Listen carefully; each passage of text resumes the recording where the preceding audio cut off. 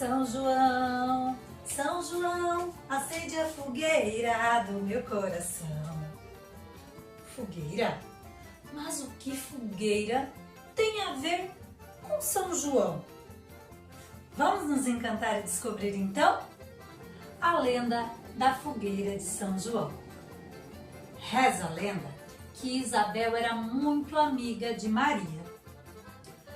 Um belo dia, Isabel resolveu que deveria ir visitá-la, já que ela tinha uma novidade muito bonita para contar para sua melhor amiga.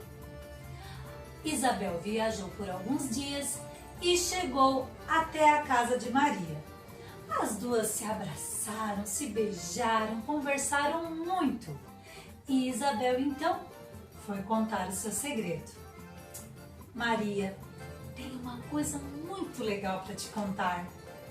O que foi, Isabel? Me conte, já estou curiosa.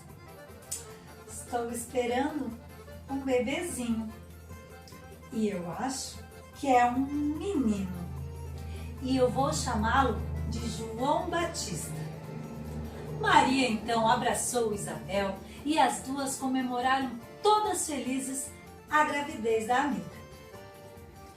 Maria então continuou conversando com Isabel e Isabel, na hora de ir embora, disse a Maria: Maria, eu quero te fazer um pedido. Quando o bebê João nascer, eu gostaria muito que você fosse visitá-lo.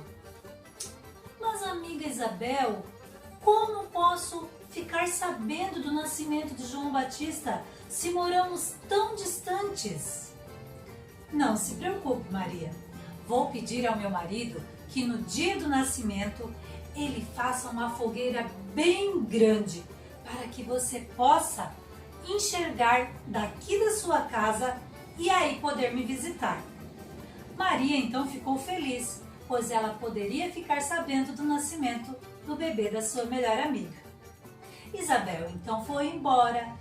O tempo foi passando, os meses, os dias, até que um dia Maria foi até o seu jardim para estender roupas. Quando lá no alto ela percebeu fumaça e chamas bem vermelhas. Logo ela lembrou: Isabel cumpriu a sua promessa. É o nascimento do bebê João Batista. Maria então correu até a sua casa, arrumou suas coisas e foi rapidinho até a casa da Isabel para conhecer o lindo bebê que havia nascido. O bebê João Batista, que nasceu no dia 24 de junho. E é por isso que comemoramos nesse dia o dia de São João e temos a fogueira como um dos símbolos principais dessa festa.